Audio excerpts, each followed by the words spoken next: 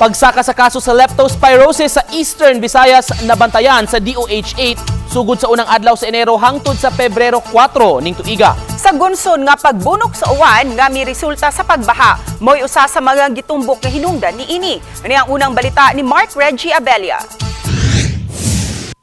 Naalarma ang Department of Health Region 8 sa dakong pagsaka sa kaso sa leptospirosis sa tibuok Eastern Visayas. Gibutyag sa Information Officer nga si Jeline Malibago nga nakatala silang 32 ka mga kaso sa leptospirosis gikan sa Enero 1 hangtod na sa Pebrero 4 ning tuiga.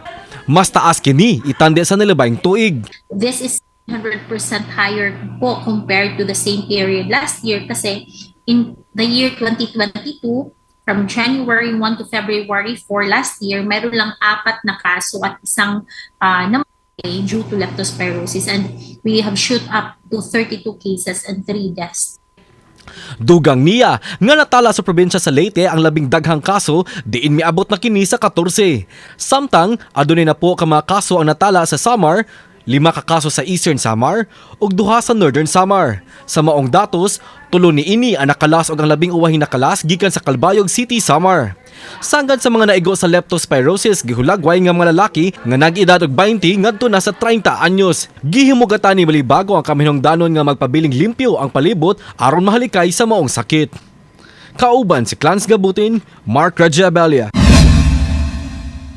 GMA Regional TV Live.